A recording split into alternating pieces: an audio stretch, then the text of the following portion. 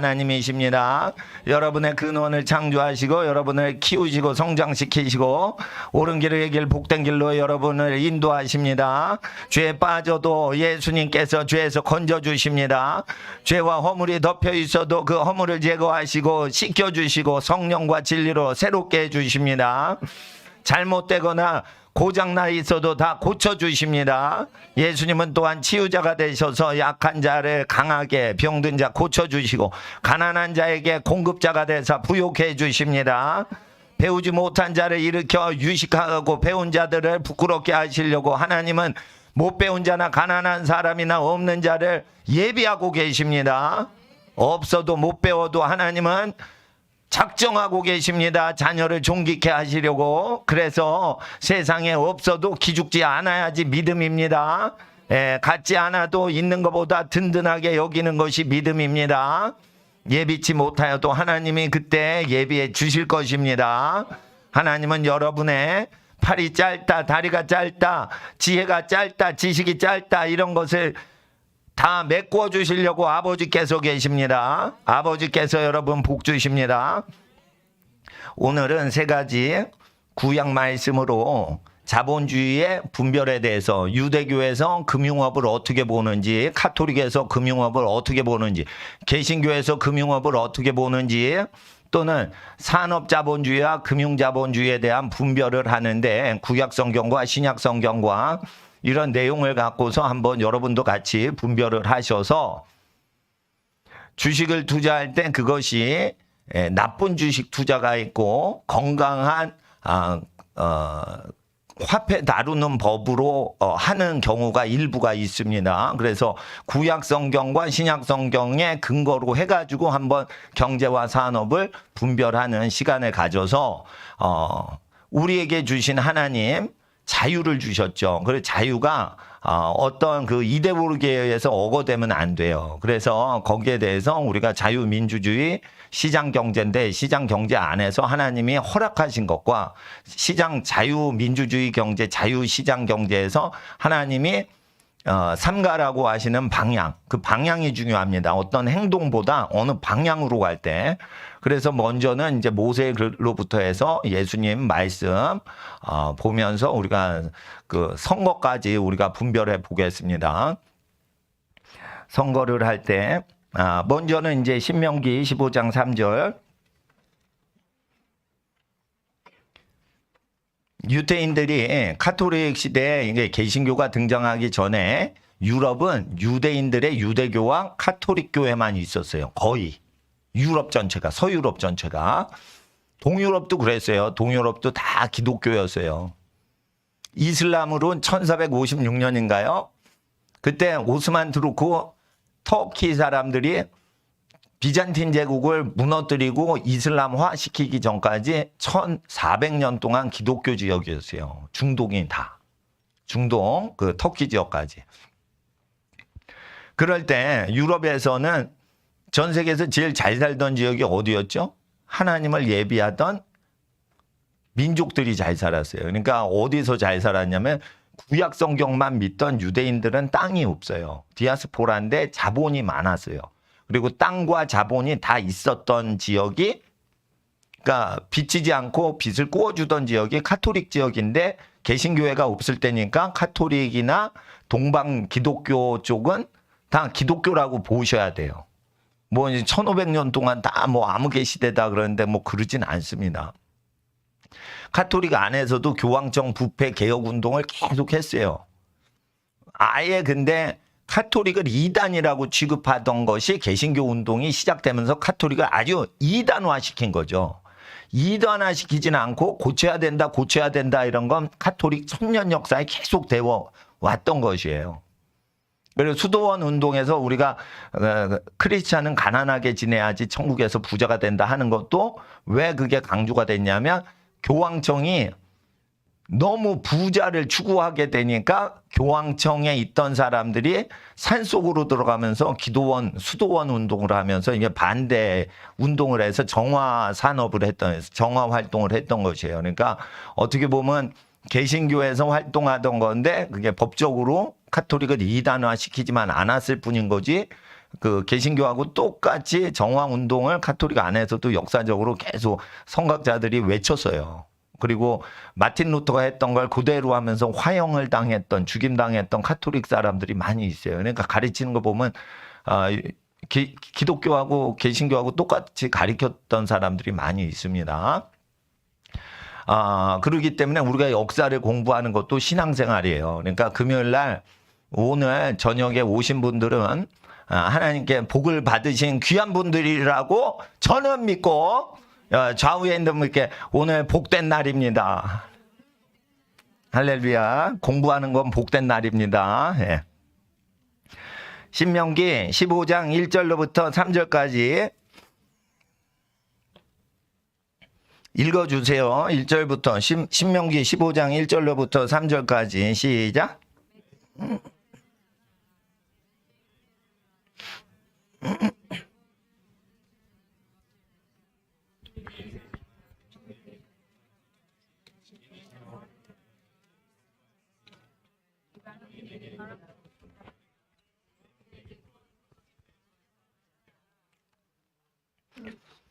카톨릭이나 기독교로 유대인들이 들어오지 못하게 카톨릭인들이 유대인들을 비방을 1500년 동안 했던 이유가 15장 3절 때문에 이방인 대상으로 금융업은 해도 된다. 이자를 받아도 된다. 이랬어요. 유대인들이.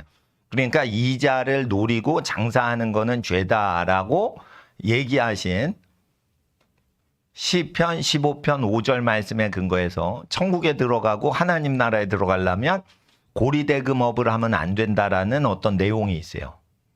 근데 우리가 이자를 관리할 때 그게 순수 고리대금은 나쁜 거예요. 그렇지만 자본이 없는 사람한테 돈을 구워주는 것은 죄가 아니고 복된 사람이 하는 거라고 28장에 되어 있어요. 28장 신명기 28장 찾으세요. 돈을 빌려주는 것은 죄가 아니에요. 여러분 이거 구별을 하셔야 돼요. 그러니까 돈을 빌려주고 갚고 이런 거 다 죄다 그렇지 않아요. 돈을 빌려주는 거는 복된 사람이 빌려주고 어려운 사람 빌려주는 거예요. 그건 죄가 아니에요. 근데 보통 신명기 28장 12절에 금융법에 대해서 이해를 못하신 분이 15장 뭐 3절만 보고 하면은 어떤 극단으로 가죠. 그러니까 극단으로 가시면 안 돼. 그러니까 성경을 두루두루 믿으셔야 돼. 그러니까 제일 좋은 거는 성경을 그냥 읽는 거예요. 그러니까 한 구절만 100번을 암송하지 마시고 그냥 1절부터 전부 109절을 한 번씩 읽는 게 더 좋을 수도 있어요. 균형에 맞추니까. 그러면 신명기 28장 12절을 읽어주세요. 12절 시작.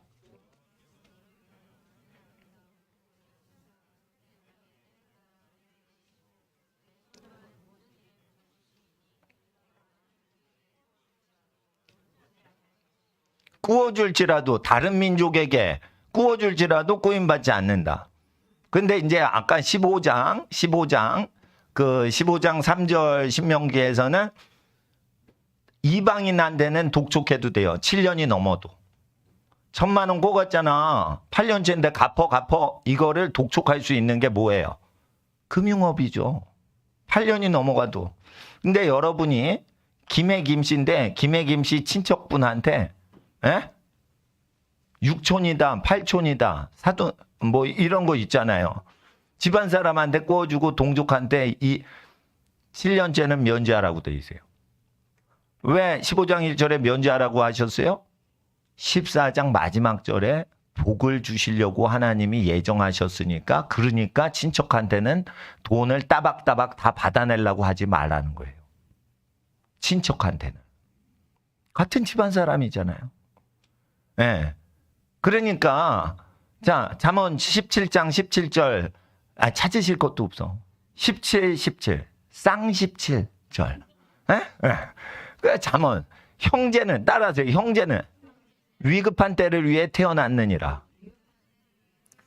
위급한 게 거의 99% 95%는 돈이 없을 때가 위급한 때예요. 물론 이제 살인 강도가 쫓아온다. 그것도 위급한 때니까 저희 큰오빠가 여동생을 딱 보디가드 해주고 이런 것도 위급한 때 위해서 큰오빠가 태어난 거예요. 응? 남동생의 누나를 위해 태어난 거예요. 그렇지만은 대부분은 평화 시에는 돈이 부족해가지고 위급한 때요. 그러니까 친척은 왜 태어나서? 위급한 때 재정적으로 도와주려고 태어난 거예요. 그러니까 평소에 도와주지 말고 어려움을 당하죠. 그때 도와주세요. 그럼 평생 안 까먹어. 그러니까 그렇게 되는 겁니다. 그리고 14장의 그 마지막 절에 그러니까 기억을 해보세요. 뭐 찾으셔도 되지만 14장 마지막 절 안 읽고 우리가 15장 1절부터 읽었죠. 7년 만에 면제하라. 면제하는 거죠. 그런데 이방인한테는 7년이 넘어서도 독촉할 수 있죠. 그래서 15장 3절 때문에 유럽의 유태인들이 카톨릭으로 넘어오지 않고 유대교만 믿게끔 하고 유대인 자체적으로 금융업을 발달시킨 거예요. 유대인들은 서로 돕고 살아요. 서로 돕고 살아. 그리고 박해를 당하고 땅이 없이 유랑방황하죠. 왜 그러냐면 예수님을 십자가에 못 박혀 죽게 했어. 메시아를 버렸어. 그러니까 디토 장군이 예루살렘에 와서 다 밀어버리고는 다 흩어버렸어. 토지 소유권을 안 줬어요. 그러니까 어떻게 장사만 해야지. 장사한 사람이 농업을 할 수 있어요 없어요? 없단 말이에요. 토지가 없는데. 그리고 토지는 다 귀족들이 왕족들이 관리를 하고 소장농들이 관리를 했어요. 그러니까 모든 산업의 근본은 뭐예요? 농업이 중요한 것이었어요. 카톨릭 시대에는. 그리고 카톨릭 시대에는 영주들이 성을 근거로 해서 성 주변에 농지를 분할을 해줘가지고 가난한 사람한테 가난하세요? 먹고 살 게 없으세요? 그럼 내 땅에서 농사 짓고 먹고는 나머지는 저 돌려주세요. 이렇게 해가지고 영주들이 극빈자들을 포섭할 때 농사를 짓게 해주고 그렇게 했어요. 근데 그게 대를 이어서 계속 소작농을 하니까 가난한 집은 더 가난해지죠. 그러니까 빈곤의 대를 물림이 이루어져서 나중에 어려워졌지만 극빈자들이 거지 노릇할 때 자기 땅에 들어와서 마음껏 당신 땅이다 여기고 농사 지으세요 한 거는 구제활동이죠. 아니 그렇게 돼 있어요. 예. 그러니까 쉽게 말해 보아스 땅에 룻이 들어와서 아유 이삭 추수할 때 보리 추수할 때 그 떨어진 거 다 집에 갖고 가서 냄비에 끓여 드세요. 이렇게 하는 거랑 똑같은 거예요. 소작농이. 그러면은 그 중상주의 시대가 유럽에 있었고 중농주의가 있었어요. 중농주의가 있을 때는 경제에서 상업이 중요하다가 아니고 농업이 중요하다 이럴 때는 카톨릭이 다스릴 때 그 지역이 중농주의가 많았어요. 중농주의는 근데 유태인하고 거리가 멀어. 땅이 없어. 그러는 거예요. 그러니까 디아스포라 하는 민족은 중농주의가 될 수 있고 중상주의가 될 수밖에 없죠. 그런데 중상주의를 하면 어떻게 해요? 돈거래를 더 많이 하겠죠. 그렇잖아요. 일전에 한두 번 수확을 하는 농사하는 것보다는 돈이 더 자주 오고 갈 거 아니에요. 장사를 하니까 돈이 왔다리 갔다리 할 거 아니에요. 그리고 공업을 해도 되는데 상업을 할 때 카톨릭은 상업을 하면은 이윤을 추구하기 때문에 죄악이다 했어요. 그래서 상업은 경제활동이 아니라고 봤어요. 근데 상업은 운송을 하죠. 물론 이제 생산을 하면 운송하는 걸 서비스업으로 배달을 제작자가 해줘요. 그런데 거리가 너무 멀면 그 설기계를 만든 다음에 멀리 트랙터, 홈이나 쟁기나 이런 거를 멀리다 팔 수가 없어요. 거리가 머니까. 철공소는 쉽게 말해 뮌헨에 있어. 함부르크에 있어. 근데 멀리 시골까지 그거를 누가 배달을 해줘. 지금 공장 돌리고 운영해야 되는데. 그러니까 동네에 있는 사람한테는 철공소 아저씨가 직접 배달업 운송까지 하지만은 멀리 있으면은 상업이 있어야 돼요. 배달 운수 보관 창고 분배 업을 해야 돼요. 근데 그게 상업이라. 그러면 상업은 일하는 거죠. 그렇죠. 공장이 없는데 빨리 공장에서 물건 띄어다가 그걸 소매업으로 하니까 그게 상업이죠. 근데 카톨릭에서는 상업을 어떻게 해요? 죄악시 여겼다 이거예요.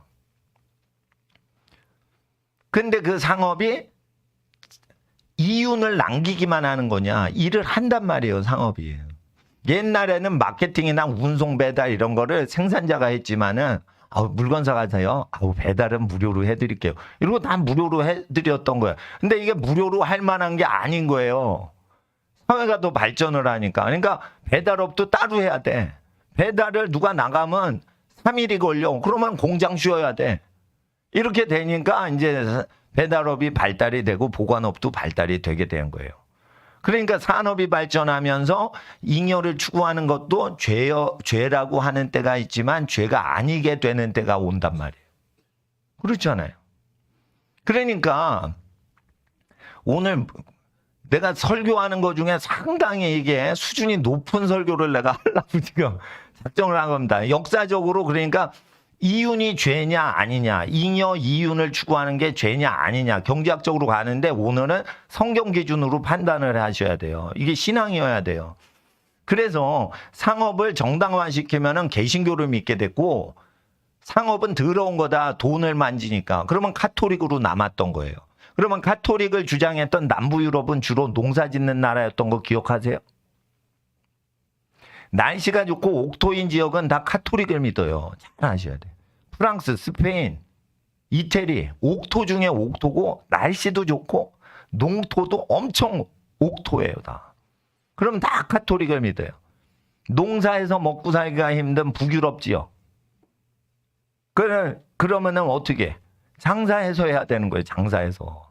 아니면 공업이 발달되는 거예요. 근데 장사를 해가지고 기후가 나쁘고 멀리 있으니까 어떻게? 배달하는 거. 농산물 배달하고 그러는데 뭐 예를 들어 포도가 이태리에서 많이 난다 봐요. 프랑스에서. 근데 카톨릭 나라잖아. 근데 포도 먹고 싶어. 그럼 독일 지역, 개신교 지역이나 덴마크 지역에서 그거를 수입해가지고 어떻게? 예를 들어보자 이거예요. 덴마크에서 포도 농사하면은 크게 맺혀, 조그맣게 맺혀. 조그맣게 맺혀. 땅이 저주받아서 덴마크 지역은 농사가 잘 안 돼요. 그 북쪽 지역은. 그러니까 조그만 포도야. 맛대가리도 없어. 근데 이태리나 프랑스 포도는 막 크게 열려요. 맛도 있어. 그러면 상업을 통해 가지고 그걸 하는데 그게 놀고 먹는 거냐 이거예요. 덴마크의 상인들이. 네덜란드 상인들이 놀고 먹으려고 그걸 하냐 이거예요. 상업은 노동이에요. 상업은 일이에요. 그러나 이태리에서 포도 농사 짓는 농장주는 포도 배달이 할 거 필요 없어요. 생산을 해야지, 포도를 키워야지. 그러니까 카톨릭은 경제에서 이게 놀고 먹는 그 고리대금업자가 되냐 안 되냐 기준이 덴마크나 네덜란드하고 기준이 달라지는 거예요. 그러니까 이게 죄냐 아니냐 이럴 때 에스키모하고 열대지역하고 이게 죄냐 아니냐가 달라진다니까. 왜 그러냐? 하나님은 열대지역에서 냉장고를 운영하는 거하고 에스키모 지역에서 냉장고를 운영하는 거하고 어떻게 생각을 달리할 수도 있는 거예요.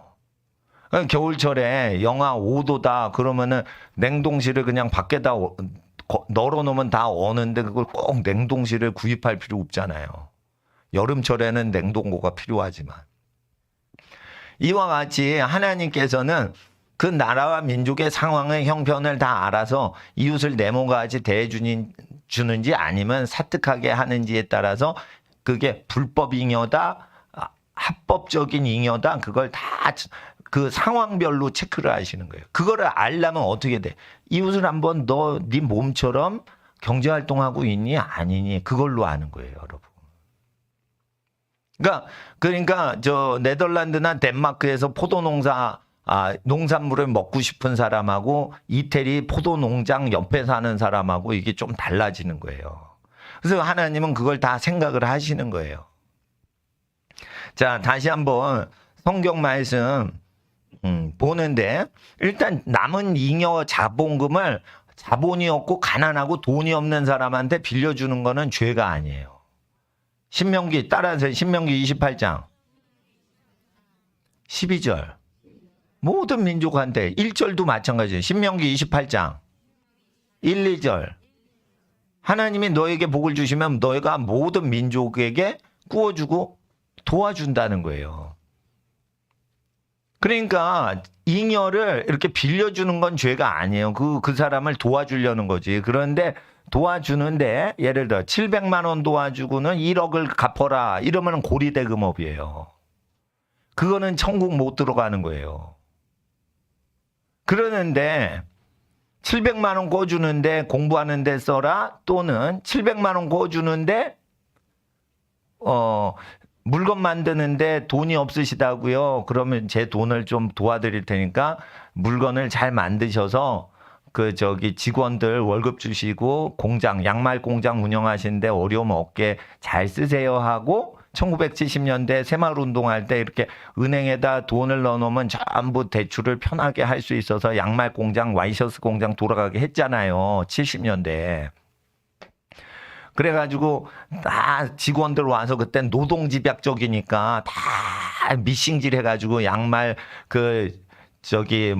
와이셔츠 만들어서 미국, 캐나다, 유럽에 다 수출했잖아요. 1970년대 그랬단 말이에요. 신발도 그렇게 만들었다고요. 실내화, 고무신, 운동화 다 그렇게 만들고 가죽 구두도 그렇게 만들었단 말이에요. 그러니까 은행 돈이 어디로 갔어요? 일하는 데 가는 거예요. 제조도 하고 배달도 하고 이런 데 다 쓰였단 말이에요. 근데 은행에 갔는데 그것이 생산과 마케팅과 모든 산업 전반에 대해서 도와주는 돈이 아니라 돈 놓고 돈 먹게 하는 용으로 하면 어떻게 되겠어요? 이자가 엄청 불겠죠. 그러니까 700만 원 빌려주고 1억 갚아라 이게 나오는 거예요. 사채업이. 그러니까 그 사채업을 하면 안 된다는 거는 여러분이 아셔야 돼요. 근데 사채업을 하는데 700만 원 빌려주고 700만 원을 빌려줄 때 비용이 1억 마이너스 700만 원. 그러니까 거의 9천만 원이 들었다. 그럴 리는 없거든요. 그러니까 이런 것들에 대해서 사회나 산업이나 일자리나 다른 사람의 기업체를 도와주려고 하면 어떻게 돼요?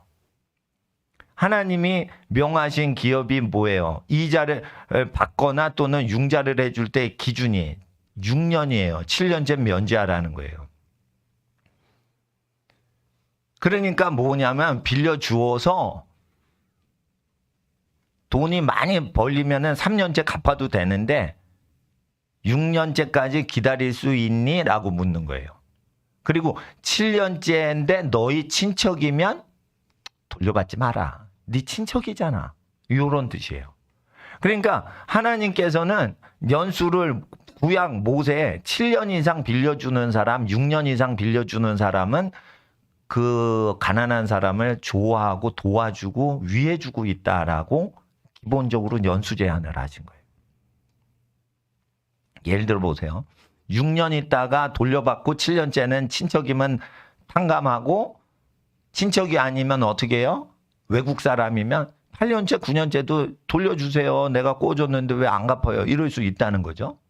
그러니까 융자, 자금을 융통하는 업은 죄악이에요? 죄악이 아니에요? 죄악이 아닌 거예요.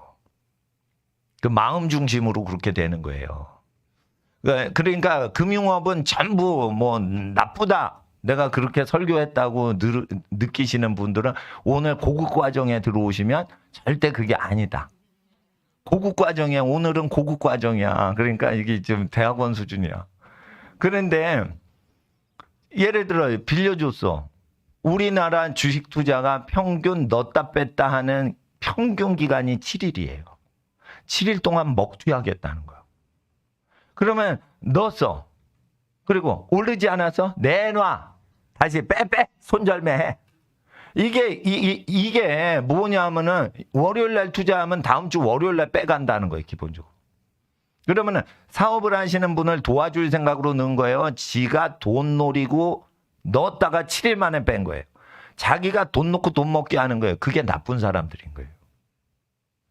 나쁜 사람들한테는 하나님이 망하도록 충동심을 허락하세요. 그래서 투기적으로 주식하는 사람들 특징이 6일이나 7일 안에 넣었다 뺐다. 7년을 넣었다 빼는 게 기준이란 말이에요. 7년을 넣었다 빼는 건 그 사업하는 사람 도와주려고 하는 거예요. 근데 7일이에요, 일반적으로. 그러니까 한 8, 90%는 거의 투기 세력이고 도박질하는 사람으로 가득 차 있는 거예요. 그리고 그 정신이 정상이 아닌 거예요. 그러니까 70% 이상이 탐욕으로 주식 투자를 하시는 경우가 많이 있고 줏대도 없고 그 산업이 어떻게 운영되는지도 모르는 거야.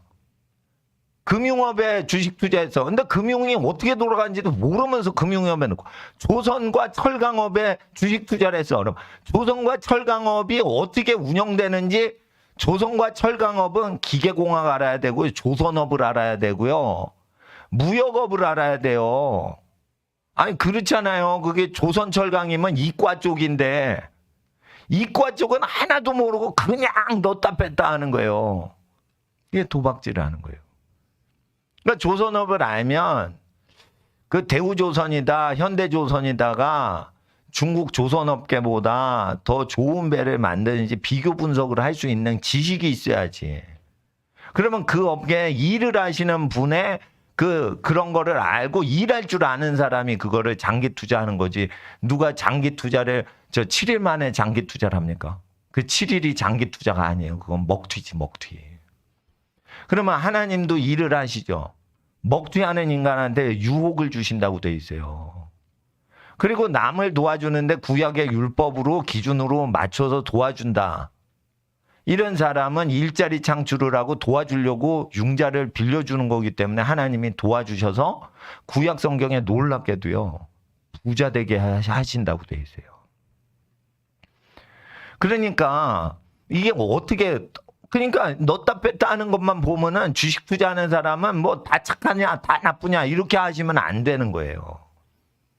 그러니까 이자율이나 그 융자 시켜주는 빌려주는 그 연수를 딱 보면 나쁜 짓을 하려고 해도 할 수가 없어요. 여러분 7년 동안 자기 돈 안 쓰고 남 빌려주면 그게 욕심이 많을 수 있어요? 없는 사람이지. 욕심이 없으니까 자기 돈인데 자기가 7년, 6년 동안 안 쓰는 거예요.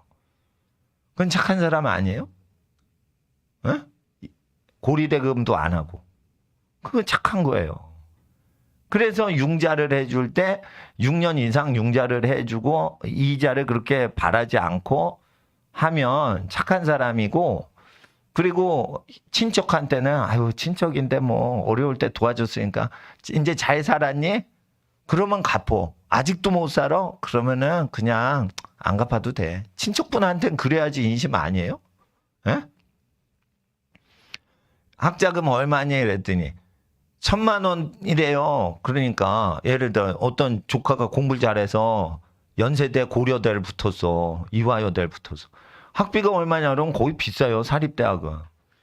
근데 1,000만 원이야 그러면 아유 다 가난하니까 얼마이니? 300만 원. 그러면 700만 원 내가 꿔줄게.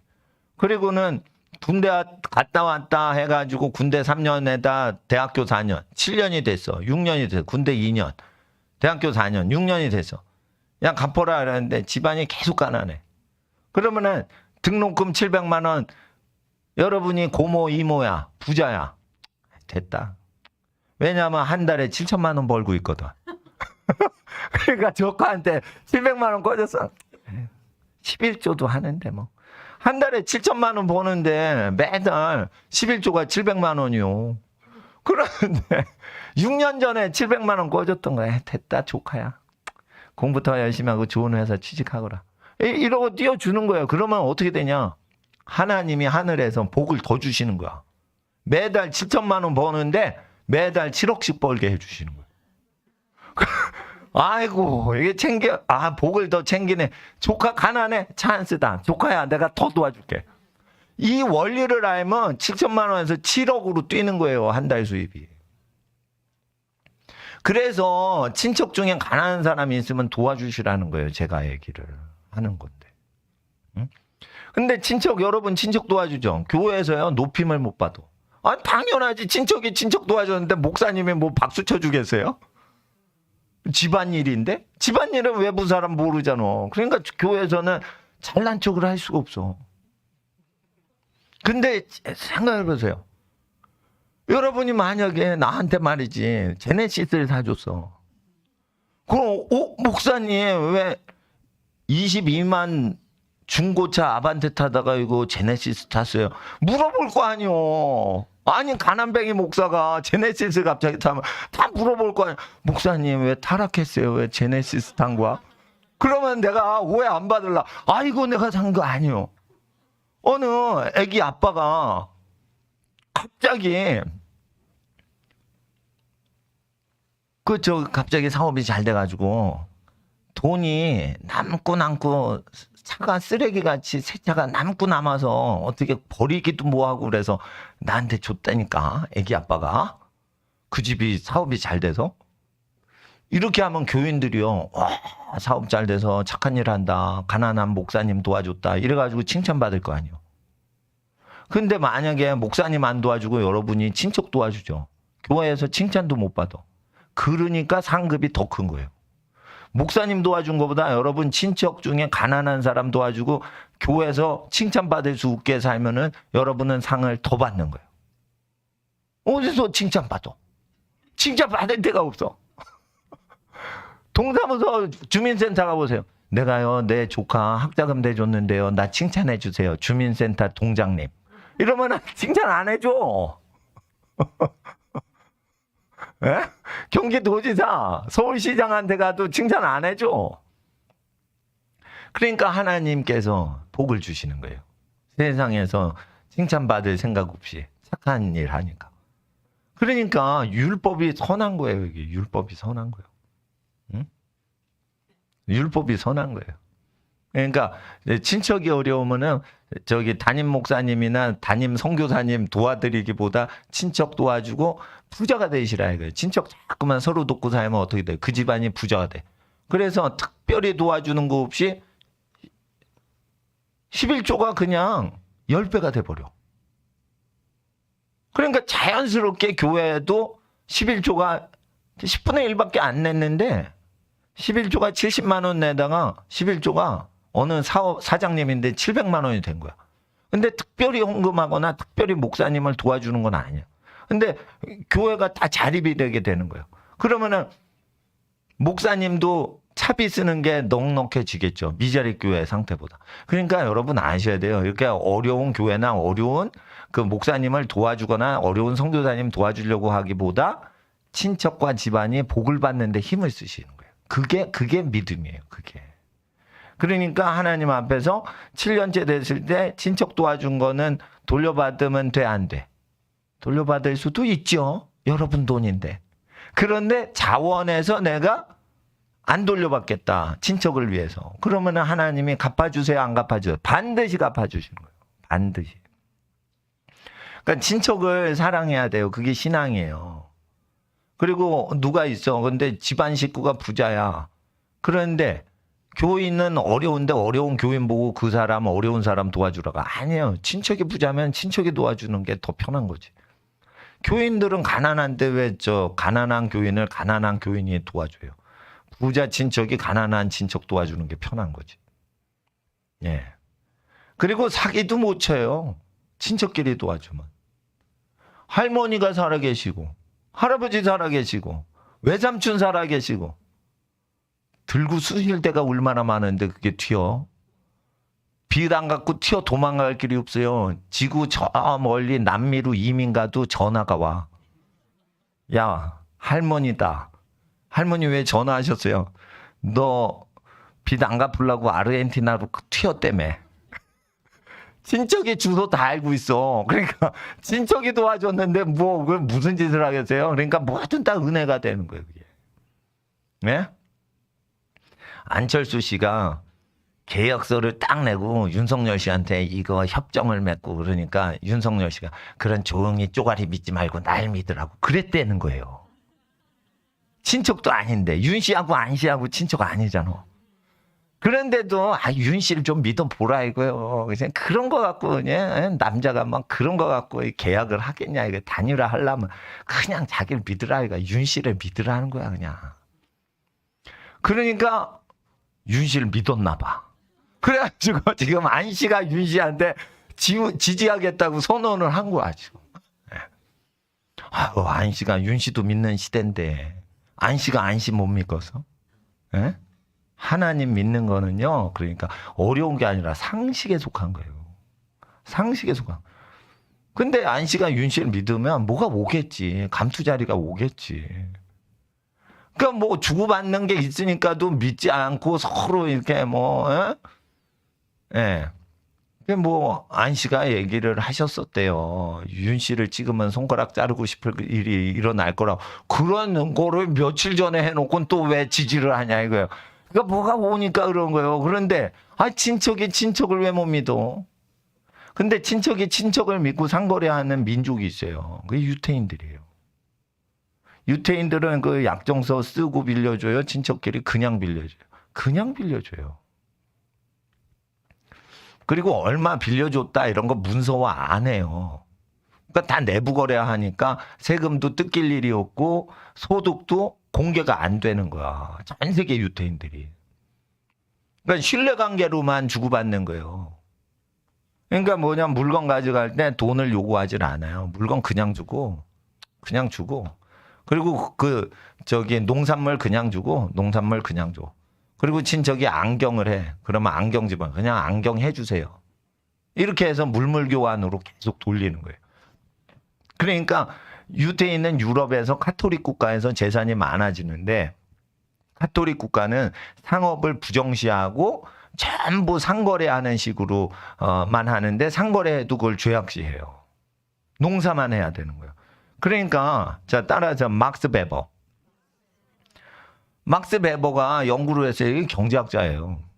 이상하게 개신교를 믿으면은 국가가 잘 살더라는 거예요. 카톨릭을 믿는 유럽 나라는 다 빈익빈은 계속 빈익빈, 부익부는 계속 부익부인데 개신교를 믿으면은 가난한 사람이 다 잘 산다는 거예요. 이상하게 그렇게 된다는 거예요. 그래가지고 어떻게 해요?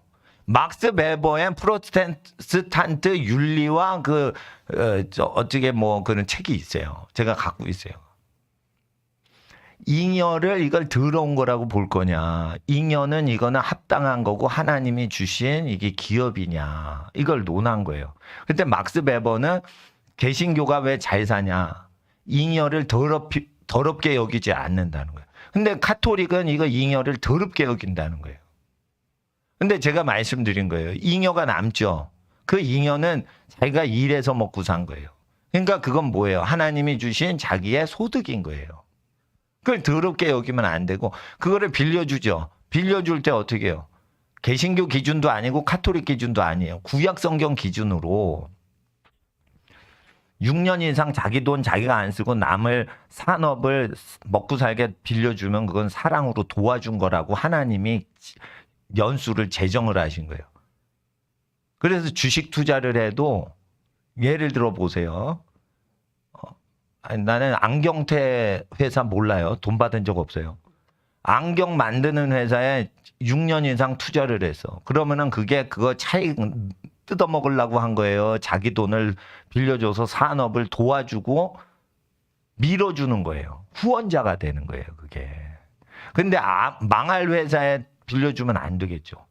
망한 회사에 빌려주면 자기 돈 못 돌려받아. 그러니까 반드시 회사에 빌려줄 때는 어떻게 해요? 주식 투자를 할 때. 사회에 기여하고 일자리를 많이 창출하고 그리고 그 회사가 망하지 않아야지 착한 회사인 거예요. 회사가 망하면은 착한 회사라도 나쁜 놈이요. 왜냐하면 주식을 발행을 해놓고 그거를 주주한테 돌려주지 않고 폭삭 망해버려서. 그러면은 빌려준 사람한테 예의를 지킨 거예요. 예의를 어긴 거예요. 예의를 어긴 거지. 안 망할 테니까 빌려달라고 해놓고 빌려받고는 망해버리면 착한 일을 해도 그 기업이 나쁜 거예요. 착한 기업이요. 나쁜 놈이지. 예? 그러니까 기업 자체는요. 망하지 않아야지 착한 기업이요. 착한 일을 하더라도. 아니 돈을 돌려줄 때까지 망하지 말아야지.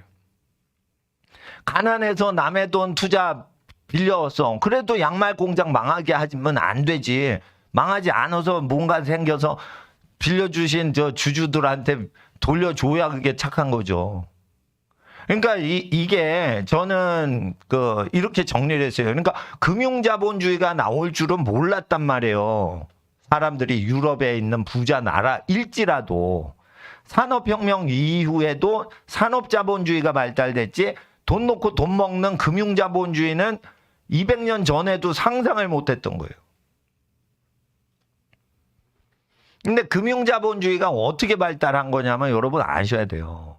전쟁이 나서 다 국가가 망했을 때 금융자본주의가 발달을 했어요. 여러분 잘 생각해 보세요.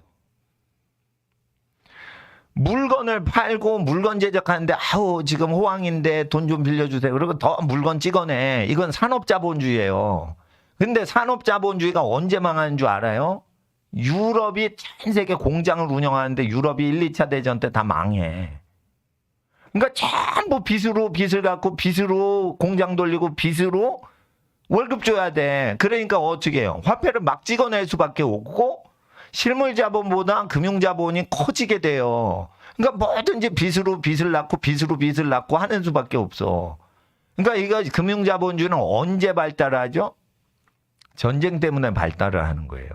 역사적으로 보면. 전쟁이 없었으면 빚 끌어다 빚 갚는 짓을 해요, 안 해요? 사람이요, 남의 빚은 부담되는 거예요. 그래서 남의 빚을 달콤하게 여기고 아무 신경 안 쓰고 하는 거는 전쟁이 날 때만 그거를 하는 거예요. 정당화 시키는 거예요.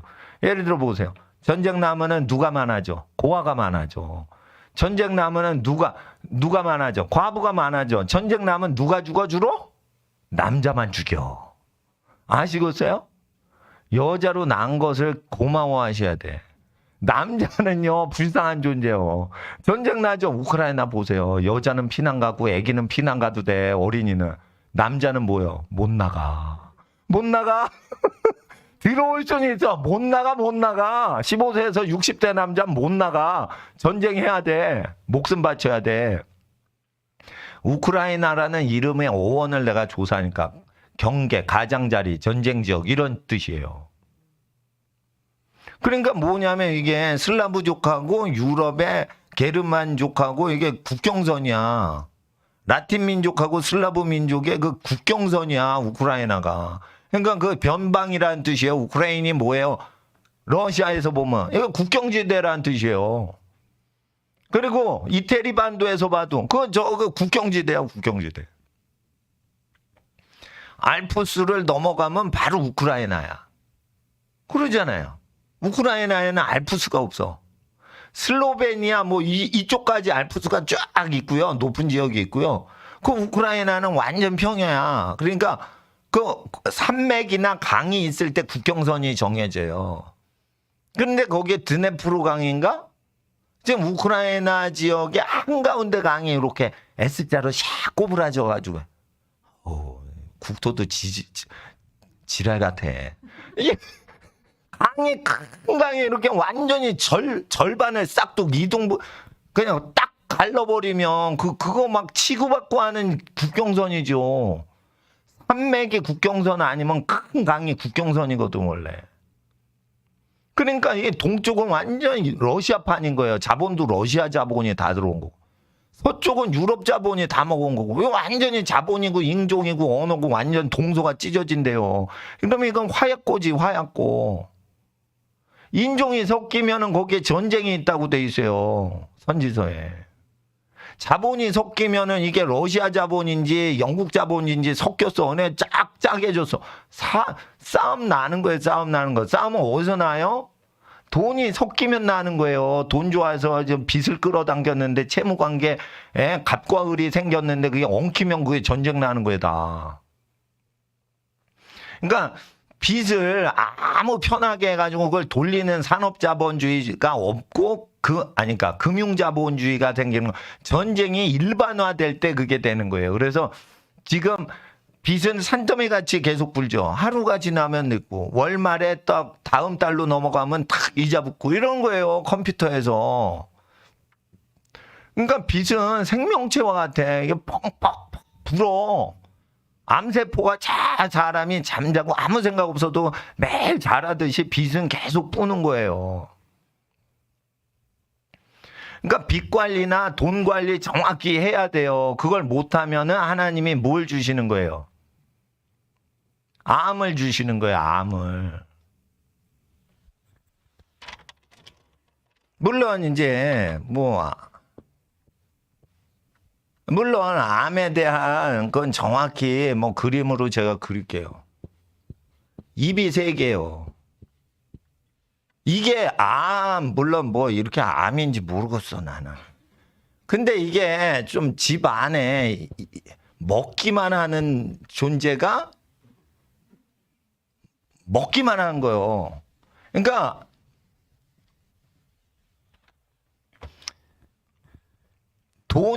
돈이 계속 이기주의로 돌아가는데 그 이기적인 모든 시스템을 극복을 못하면은 이렇게 되는 수가 있어요.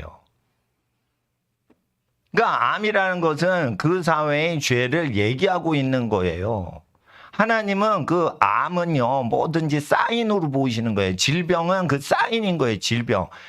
약한 질병이나 강한 질병이나 전염성이 많은데 사람 죽이지는 않고, 사람은 죽이는데 전염성은 없고, 그러면 그게 다 얘기를 하고 있는 사인이라고, 표시판이라고. 그러니까 병은 없앨수록 좋은 거고, 있으면 뭘 얘기하시느라고 있는 거예요. 하나님 음성을 잘 모르니까 보고 듣고 만질 수 있게끔 병을 통해 뭐가 지금 고장나고 있으니까 죽기 전까지 이걸 고치라고 어떤 사인을 하시는 게 병이에요. 병이란 말이에요. 그래서 하나님 앞에서 그 주식 투자 잘 하시는 분은 하나님 나라에서 상급은 없는데 이런 건 있는 거예요. 여러분이 이제 혼자 아이라고 여러분이 있어. 돈이 남으면은 잉여에 대해서 성경적으로 가리키는 거니까 이제 편하게 들으시고, 물론 반론이나 반대를 하시면 여러분이 그 또 저보다 믿음 더 좋으시면 반대도 할 수 있고 좋아할 수도 있고 그런 거예요. 그렇지만 저는 성경 기준으로 한번 정리를 해서 여러분한테 말씀드리니까, 내가 유대교를 지지하는 것도 아니고 카톨릭을 지지하는 것도 아니고 저는 성경만 지지하고 한번 현대 금융 자본주의에 대해서 우리가 생각을 해요. 여러분이 남으면 은행에다 넣죠. 은행의 이율이 1, 2%라 봐요. 보통 예금 통장에 여러분이 넣으면. 그러면은 이거 넣은 거를 은행에는 얼마 수익이 넘으면은 월가나 상하이 주식이나 홍콩 주식에 투자를 하죠. 여의도 증시에 투자를 하죠. 기업체인데 기업체, 이게 투자하는 기업들이라고 해봐요. 또는 일반 은행이죠. 여러분이 넣는 거는 뭐 수출입 은행이 아니고 일반 보통 은행이란 말이에요. 근데 이게 투자만 하는 거를 투자은행이라고 하는 게 있어요. 그러니까 우리나라 국민은행이 맨하탄에 투자은행을 새로 설립한 게 있어요. 그거는 일반인 예금을 받질 않아요. 국민은행이라도. 맨하탄에 법인 설립을 몇 년 전에 했거든요. 국민은행이. 우리나라에서 제일 큰 은행이 있잖아요. 국민은행. KB은행. 그게 이제 일반 은행이 아니고 미국에다 새로운 투자은행을 골드만삭스하고 라이벌이 되는 걸 설립한 거는 국내에 자본금이 보통 예금 통장이 많이 들어오니까 그거를 투자를 하는데 자기네 은행이 설립한 다른 투자은행인데 같은 계열인 거예요. 그러면 투자를 하는데 이거를 많이 해서 이렇게 하면은 예를 들어 보세요. 5, 6% 이율이 생긴다고요. 아시겠어요? 보통 사람이 1, 2% 이자 받느라고 예치를 하면 이게 보통은행이에요. 근데 이 보통은행이 예를 들어 KB국민은행인데 KB투자은행이나 또는 골드만삭스한테 이걸 투자를 하잖아요. 또는 망했던 리먼브러더스나 이런 데다 하더라도, 또는 이제 뭐 애플이나 그런 큰 테슬라 이런 기업체 투자를 해서 주식 뭐 투자를 할 수도 있어요. 주식을 살 수도 있고 은행이 주식을 매입할 수도 있고 융자를 해줄 수 있어요. 근데 보통 5, 6% 이율이 나면 맨하탄에 투자를 한단 말이에요. 근데 여러분이 만약에 직접 하면은 이게 8에서 10% 이율이 남아요. 그러면은 예를 들어 여러분이 은행을 사용 안 하고 직접 여기다가 투자를 하면 어떻게 되는 거예요? 여러분 돈은 투자를 한 거예요? 은행에 맡긴 거예요? 이게 보면은 투자를 한 거라고 하지만 화폐론적으로 보면 8에서 10% 은행에다 예치를 한 거예요. 그러니까 1, 2% 이자인 통장보다 8%, 10%의 이자가 붙는 통장에다 넣은 거야. 단 이거는 망할 수가 있어. 8% 10% 그 이유를 보장하는 은행 통장에 넣은 거예요. 여러분 투자은행이건 보통은행이건 다 은행인 거예요. 은행이란 건 돈놀이 하는 거 다 은행인데 이거는 예를 들어 일을 한단 말이에요. 얘는 일을 안 해. 얘는 5, 6%, 1, 2%이 차액을 먹는 거예요. 그러니까 이거는 고리대금업이요. 내가 볼 때 죄송합니다. 고리대금업이요.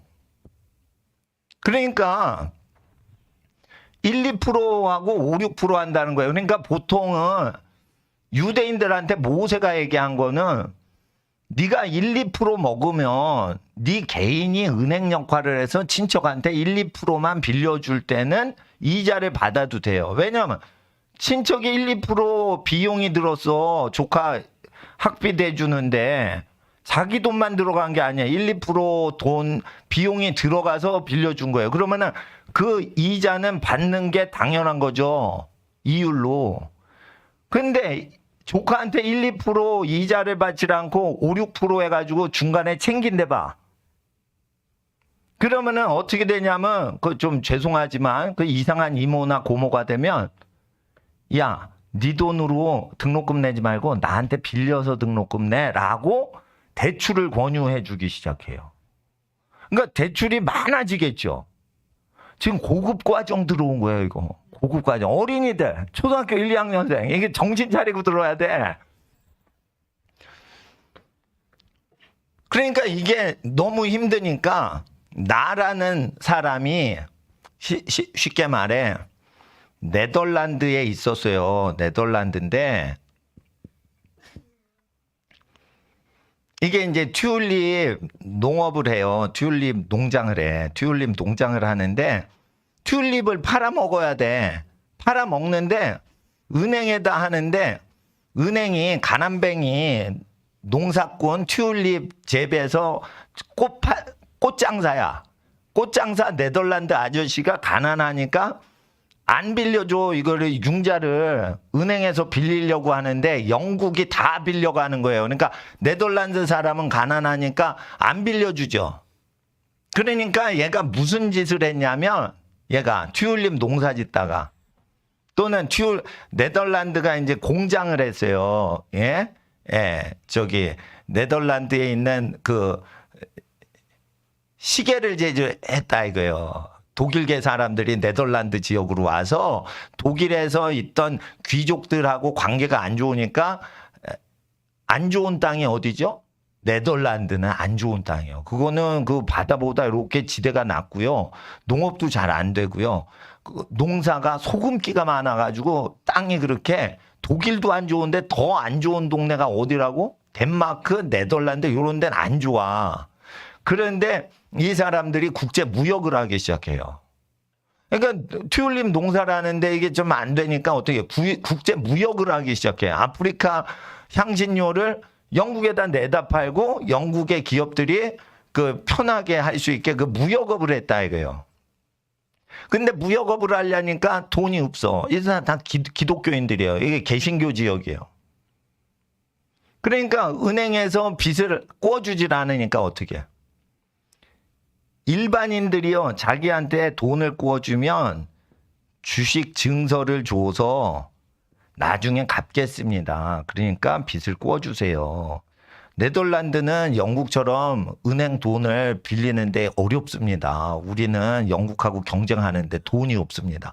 그러니까 영국처럼 돈 많지 않으니까 일반인들이 은행에다가 넣지 마시고 기업체에 주시면 돈을 많이 돌려드리겠습니다 하고 주식 발행을 한 거예요. 그러면은 이게 만약에 장기 투자로 주식을 사고 자기 돈을 6년 이상 빌려주면 이게 주식 투자한 거예요. 돈을 꿔주는 은행 역할을 한 거예요. 은행 역할을 하는 거예요. 돈을 꿔주는 거예요. 그러면은 장기적으로 꿔주면은 이 네덜란드 무역하는 사람이 망하지 않고 무역을 잘해가지고 남겨서 돌려주겠죠. 이거는 죄가 아니에요. 그래서 주식 거래를 할 때 산업이 발전하고 일자리가 생기고 그렇게 하도록 6년 이상 꿔주고 그리고 그 위험은 하죠. 그렇지만은 이 네덜란드 사람이 뭐라고 했죠? 주식 제도를 만들 때 300~400년 전에 만들 때 일반 은행보다는 많이 쳐드릴게요 라고 약속을 한 거예요. 근데 세계적인 기업들한테 뭐를 장기 투자를 해. 그럼 80%, 8이나 10% 정도 이자가 오면은 1~2% 은행에다 빌려주는 것보다 훨씬 네덜란드 개인 엄마들, 가정주부가 잘하는 거죠. 또 사업자도 어떻게 해요? 은행보다는 많이 쳐주면은 이게 장기로 되면은 망하지만 않으면 10년, 20년, 30년 이 기업체가 망하지 않고 계속 성장하면 이게 더 좋은 은행인 거예요. 예를 들어 보겠어요. 이 고급 과정 들어가는데 코스코와 월마트의 차이를 말씀드리겠습니다. 제가 이제 행동경제학을 보는데 이건 뭐냐? 이게 행동경제학을 하면 히트를 쳤어요. 노벨상을 행동경제학 해가지고 3번이나 받았어, 경제학자들이. 이게 뭐냐? 경제학이 아니에요. 경제학 원리가 설명 못하는 걸 심리학을 동원해서 경제 현상을 설명을 하는데 이게 대박이 난 거야. 그러니까 이게 심리학을 공부를 해가지고 경제학이 설명 못하는 걸 풀어대니까 이게 노벨상을 받는 거예요. 이게 현대 경제학이에요. 그러면은 돈을 벌려면 경제를 공부해야 돼, 사람 심리를 공부해야 돼. 심리를 알아야 돈을 정확히 이해를 한다는 거예요. 똑같은 거예요. 이 심리경제학에서 중요해진 거. 많은 물품이 있으면 사람은 지혜롭게 좋은 가격에 제일 좋은 저렴한 가격에 제일 좋은 제품을 고른다고 돼 있죠. 근데 사람이 실제 그러질 않는다는 거예요. 미국의 월마트를 가면 전 세계 가장 싸면서 가장 가성비 좋은 게 20가지가 있어. 30가지가 있어. 고르는 것도 귀찮아. 아시겠어? 그러니까 선택이 많으면 고민을 한다는 거예요, 사람이. 그래서 경제적으로 지혜로운 사람은 자기가 산다 생각해서 제일 괜찮은데 가격도 괜찮으면서 성능이 빠지질 않으면서 모양도 예쁘면서 이거저것 해가지고 제일 만족도가 높은 한두 개만 딱 진열해 놓는다는 거예요. 그게 코스트코요. 그러니까 코스트코 가면은 미국에서 헤어드라이기 찾죠. 한두 개만 있어. 그럼 월마트 가면은 20개가 있어. 중국제, 스리랑카제 뭐 자. 그냥 이렇게 고르다가 가격하고 그 성능을 쭉 하고 그 와트, 그 출력, 그 모터, 그 파워 이거를 가격 대비 다 해가지고 요게 제일 괜찮다 이러고 내가 딱 작정하고 코스트코 가서 딱 보면 코스트코께 내가 머리를 써가지고 20개를 다 순서를 매겨서 1, 2번이다. 이건 가성비고 이건 성능이 더 좋다. 이러는데 예를 들어 코스코로 내가 하와이 코스코를 갔어. 하와이 월마트에서 딱 갔어. 그런데 그 가격이 싸고 제일 좋은 것보다 한 등급 위인데 살짝 비싸면서 성능이 상당히 만족스럽고 색깔이 화려해. 그걸 딱 놨어요. 그러니까 약간 고급스러운 거야. 그러니까 20개, 전 세계 제품 30개를 다 경쟁시키고 그거보다 살짝 고급스러운 한 단계 위를 딱 갖다 놨어. 그러면은 고르는 일을 안 해요. 그냥 코스코에서 물건이 나왔어. 그러면 그냥 사는 거야 그냥. 그러니까 코스코가 약간 월마트보다 고급스럽게 파는데 돈 많은 사람은 그걸 가는 거예요. 근데 가난한 사람은 월마트 가서 사는 거예요. 그러면 돈을 누가 벌겠어? 돈을 좀 쓰면서 즐기려고 하는 사람이 코스코 제품을 더 좋아하겠죠. 서민들도. 근데 물건 뭐 좋은 거 사. 무조건 싼 거 사. 이러면은 월마트 가는데 그런 사람은 비싼 제품 안 사겠죠. 그러니까 기업 이윤을 위해서는 약간 돈 쓰는 재미가 있게끔 하는 그런 거를 심리학을 이용을 하고 있는 거예요. 내가 딱 볼 때. 그러니까 코스트코는 심리학을 이용하고 있는 거예요. 행동경제학을 알고 있는 거예요. 월마트는 뭐예요? 고전경제학을 통해 가지고 운영을 하고 있는 거예요. 근데 어떻게 모세 율법으로 보면 어떻게 해요? 서비스를 받고자 하면 너무 막 신경 쓸 게 많어. 그러면 어떻게 해? 그래도 좀 물건을 딱 얻고 돈을 버리고 물건 가져오는데 좀 물건이 마음에 들어야 될 거 아니에요. 싸기만 하면은 다 좋은 게 아니잖아. 그러니까 자기가 살 때 대비해 가지고 입장 바꿔 가지고 가격 정책을 딱 하는 걸 보니까 내가 볼 때는 코스트코가 그 유태인들이 운영하는 회사예요. 유태인 회사예요, 그거. 그거 잘하는 거예요. 예. 가격이나 이런 걸 잘하고 있는 거예요. 그 왜 그러면은 그 코스트코가 억만장자가 됐을까? 그거는 고객 입장으로 자기가 입장 바꿔 가지고 하는 거예요. 그러니까 이게 뭐냐면 심리 경제학이 뭐예요? 행동 경제학이라고 하지만 사실은 이게 심리 경제학인 거예요. 그래서 사회가 자꾸만 통합된다고. 이거 그러면 이런 거 배워야 돼? 아니에요. 이런 게 또 나와. 또 나오면 또 나와 새로운 게. 그러면 끝으로 가면 뭐가 되는 거예요? 하나님 앞에 하나님을 기쁘게 하시는 좋은 영역 중에 이웃을 자기가 대우받고 싶은 대로 하는 쪽으로 점점 산업은 몰려가고 있는 거예요. 그러면은 그 끝으로 가서 미리 기다리고 있으면은 여러분이 집안이 부자가 되지. 그러니까 장사하려고 하지 말고 사고방식을 이웃을 내 몸과 같이 입장 바꿔서 생각하는 식으로 무조건 경제활동을 하시면 부자가 될 수밖에 없는 거예요. 뭐가 나왔다. 뭐 경쟁하고 그런 게 아니에요. 경쟁이 이루어지면 일로 올 것이다. 자, 이게 치고받고 경쟁을 하고 있어. 그러면 경쟁하고 막 치고받다가 산업이 변하면 나 있는데 올 것이다 하고 미리 가 있는 거예요. 그 미리 가 있는 경제 비즈니스법을 하나님 가장사랑 이웃을 내 몸과 같이 사랑해서 경제활동하라는 거예요. 그럴 때 이제 막스 베버는 이유는 그것은 더러운 게 아니다. 상업은 더러운 게 아니다 했어요. 근데 막스 베버는 200년 전 사람이에요. 응? 질문하고 싶지. 막 손을 들으랑 말랑 이러네. 하품을 하면서 손을 들었다가 이렇게 내리네, 애기가. 뭐 질문하고 싶어. 나중에.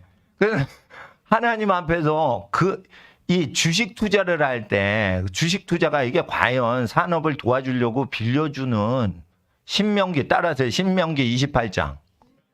12절인가? 아니면 내가 돈을 이자를 노리고 빌려주려고 하는 시편 15편 5절인가를 자기가 아는 거예요. 자기가 아는 거예요. 그러니까 장기 투자를 안 하고 단타로 7일 만에 넣다 뺐다 하는 주식 투자는 하나님이 축복을 하실 수가 없는 거예요. 보통은 다 7일 안에 넣다 뺐다 해요. 데이터가 나온 게 있어요. 그렇게 거래를 많이 해요. 그러면 7일 동안 넣다 뺐다 하면 7일 동안 그렇게 돈을 벌까 안 벌까? 안 버는 거야. 근데 떨어졌다 불안하니까 다 팔았다가 오른다 이러니까 막 다 사고. 그러니까 누구만 돈 벌어? 증권회사만 돈 버는 거예요.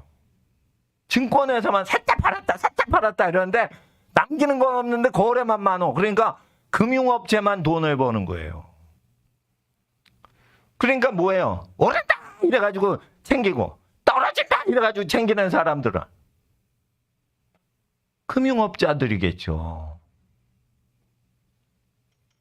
기업체나 투자자가 아니라.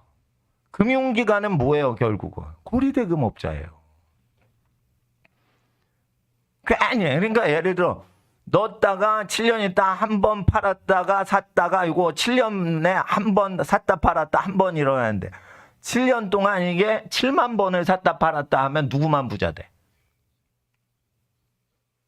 돈 놓고 돈 먹게 하는 사람만 부자 되는 거예요. 그러니까 언론이 발달을 하는 거예요. 언론이 발달하면은 뭐 어떻게 해요? 쓸데없이 샀다 팔았다 하면서 재산 다 날리는 거예요. 그러니까 욕심이 있는 사람 소리를 들으면 안 되고 꺼버려야 되는 거예요.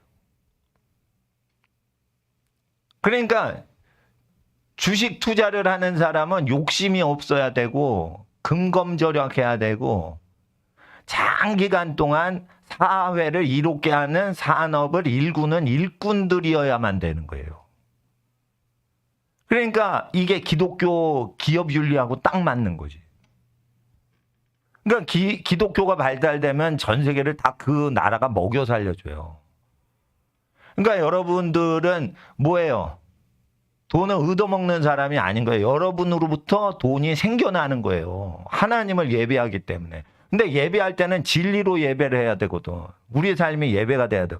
그러면 우리 삶에 3분의 2가 돈과 관련돼야 의인이 되는 거예요. 왜? 예수님 설교 3분의 2가 돈과 관련된 설교를 하셨어.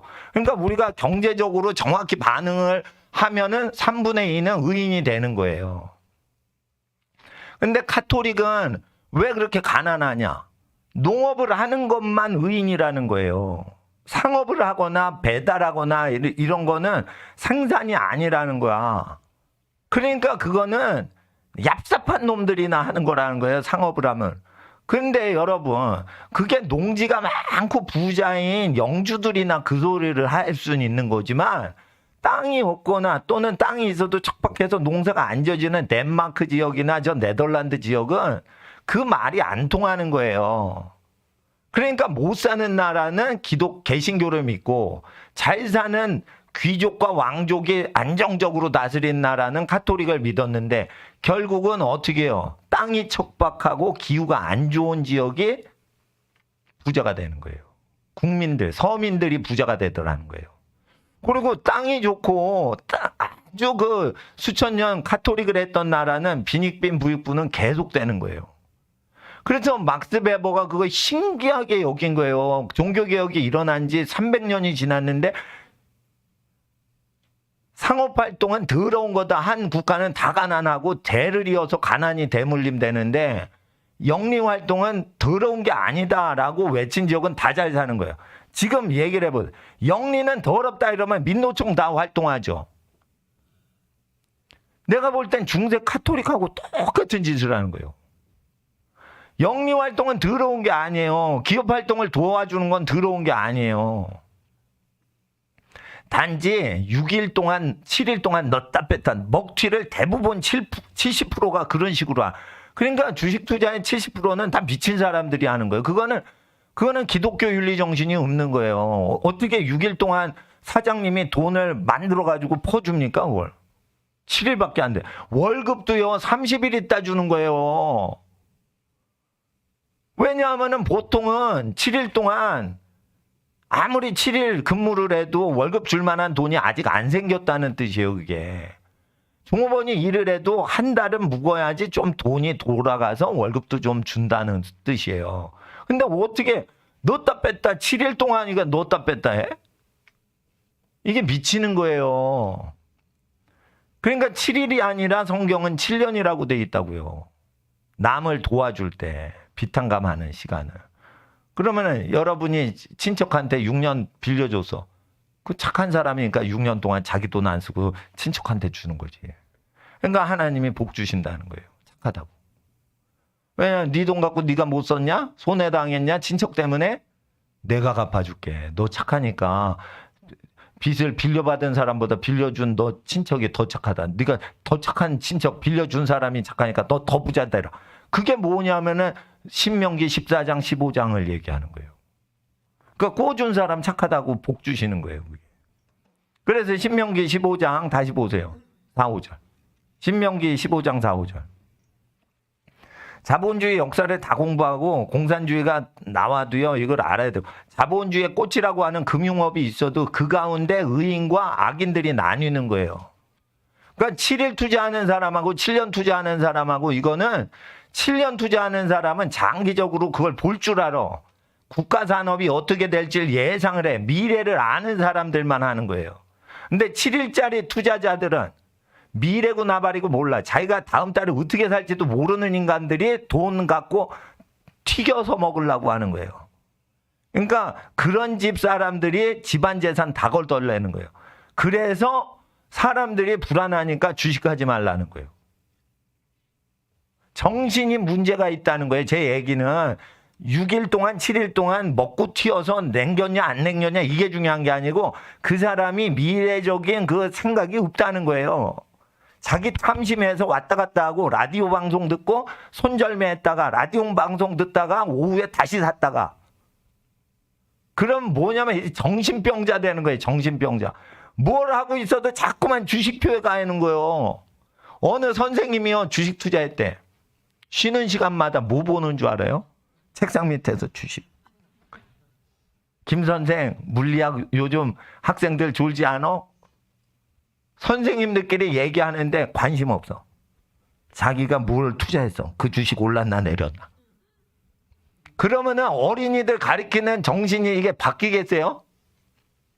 학생들, 중고등학생 가르치는 선생님이. 그러니까 정신이 완전 딴 데가 있는 거예요. 선생님인데. 그러면은 윤리 중에 제일 높은 윤리가 그래도 학교 선생님들이 훌륭하시지. 그러니까 선생님 됐지. 여러분, 7일 주식 투자 앞에선 선생이구나 버리고 없는 거야. 이거, 에? 내 주식 떨어졌나 그거 보는 거예요. 그러면 선생님이 그렇게 하면 다른 직업은 그냥 다 끝났다고 보시는 거예요. 7일 투자로 대박 내려고 하는 인간들. 그러니까 하나님 앞에서 7일 투자로 대박 나게 하려고 떠드는 게 증권 투자 TV예요. 요번 주에 어떻게 됐어? 요번 주에 철강과 조선업. 요번 주에 뭐가 다 얘기하는데 이번 주에 뭐 상한가를 찾고 이번 주에 뭐 상한가를 찾고 7년 후를 얘기하는 걸 내가 못 봤다니까. 그러니까 그 꾼들이요 꾼들.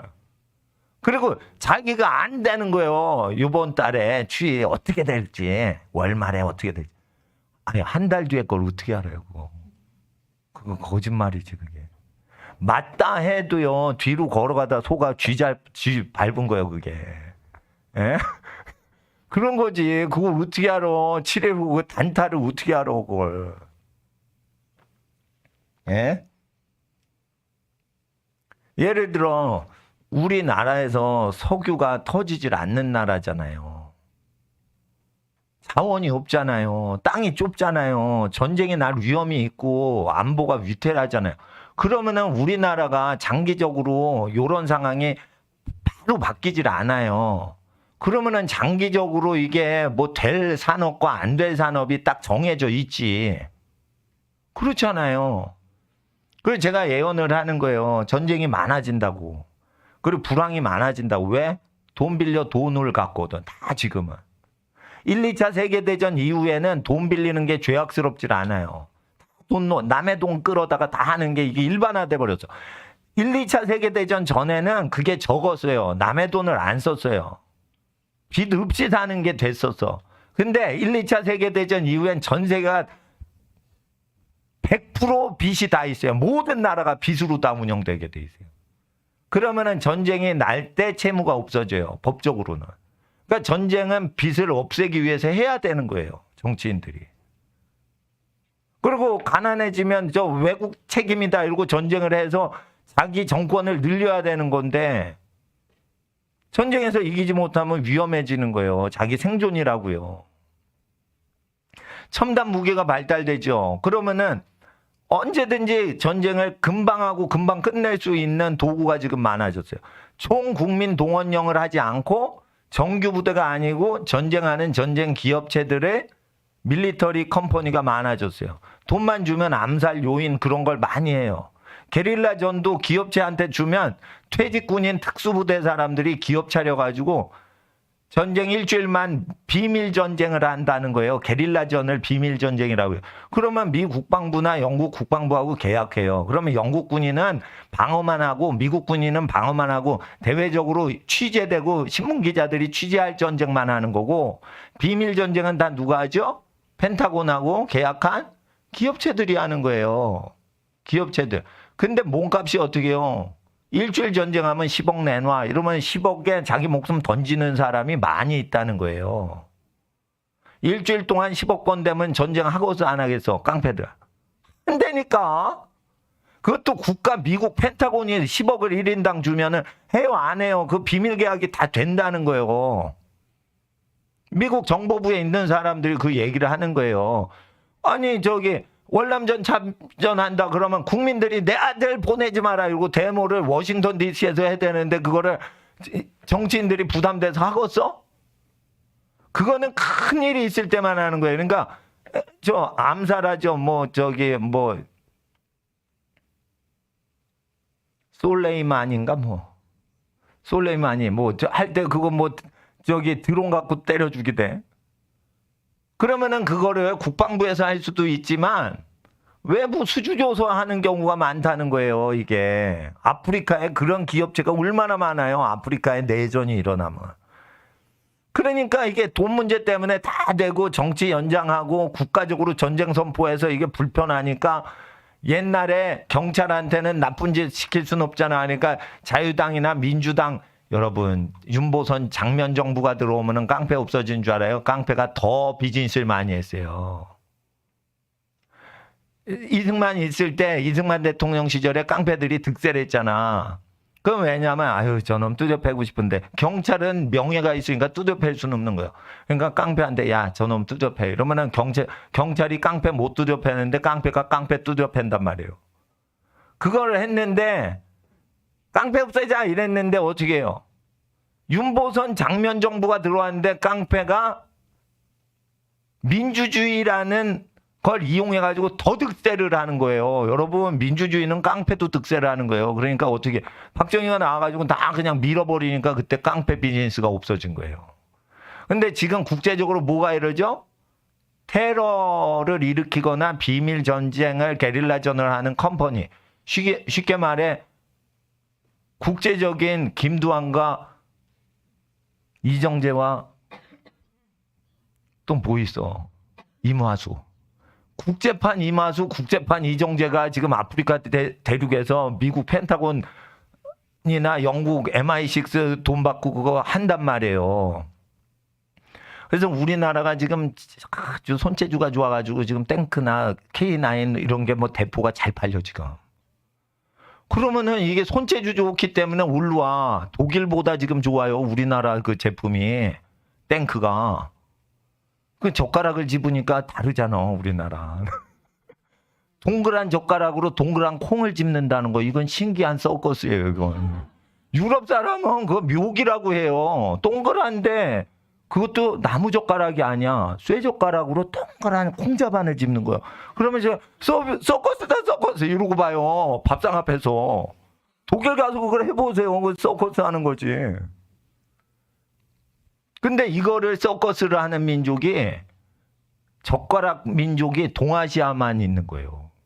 그러니까 동아시아에서 제품 만드는 건 전 세계에서 지치고 포크 쓰는 나라는 이게 불량품이 많이 나와. 근데 이거 쇠젓가락으로 콩자반 집는 민족은 동아시아에만 있어. 그러니까 이게 제품이 제일 좋은 거예요. 그러면은 이게 어떻게 되면 부가 이쪽으로 오게 돼 있어요. 또 이게 근검절약 하잖아요. 한국, 일본, 중국 사람들은 백성은 가난하게 사는데 그거 버티잖아요. 그러니까 돈이 몰려올 걸 대비해가지고 이윤에 대한 정의를 신학적으로 제가 정리를 해드려야 되는 거예요. 그러니까 제가 주식 투자했다 그래서 뭐 매도라는 건 아니에요. 그러나 6일 동안 어떻게 그 주식 놓다 뺐다 합니까? 그러면 사장님들도 그걸 좋아하겠어요? 6일 있다가 6일 후에 팍 빼가는데 그거 좋아하겠어요? 다 얌체적으로 보지. 그런 거예요. 그러니까 그게 뭐냐면 시장을 혼란시키는 거예요. 시장을 자유시장 경제를 교란시키는 거예요. 6일 넣었다가 6일 후에 빼고 넣었다 뺐다 막 이러는 거예요. 근데 왜 그런지 몰라. 그냥 뜬 소문에 떨어진 데다 얼른 빼자 이러고 그렇게 미치는 거예요. 그게 모든 게 불안감에서 나온 거예요. 그게 불안감. 그리스도의 평안이 없는 거예요. 그리고 미래를 보고 웃는다 이랬어요. 현숙한 여인은 주식 투자에도 미래를 보고 웃으며 모르시겠어? 잠언 31장 국제무역하는 여자가 나와요. 잠언 31장. 자, 이 국제무역학의 여성의 예지력. 에? 먼데 상고의 배를 무역한다 이랬어요. 먼데 상고는 무역선이요. 에? 저 한강의 유람선이 아니고 먼데 무역하는 건 무역선이란 말이에요. 14절 13절 그가 양털과 13절 31장 13절 그는 양털과 삶을 구하여 부지런히 손으로 일하는데 먼저는 12절 남편에게 선을 행하고 악을 행치 않는 여자가 대박을 친다. 그러니까 남편한테 잘하시라. 이거 남편한테 악을 행해. 돈을 벌어오지 마다. 왜 돈 못 벌어?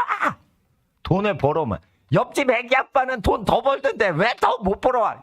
이러면 악을 행하는 거예요, 그거. 예? 그러니까 일단은 현숙화 지혜로운 여인, 복된 여인은 남편한테 해를 주질 않아요. 남편을 응원하는 거야. 예. 어차피 그래도 남편은 돈을 벌어다가 주잖아요. 안 벌어다 주셔? 남편이? 이상한 거예요. 자꾸만 교회 나오라고 그러면은 제가 쇠뇌를 시켜서 돈 벌면 부인한테 다 애기한테 주라고 할 테니까 데리고 오셔.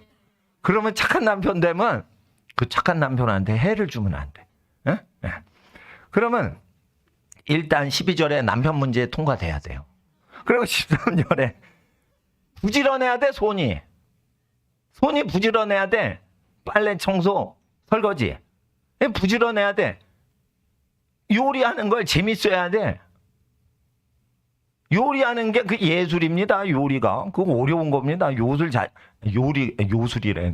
요리 자체가 그게 예술이에요. 요리 예술이 합성이 되니까 요술이 됐어.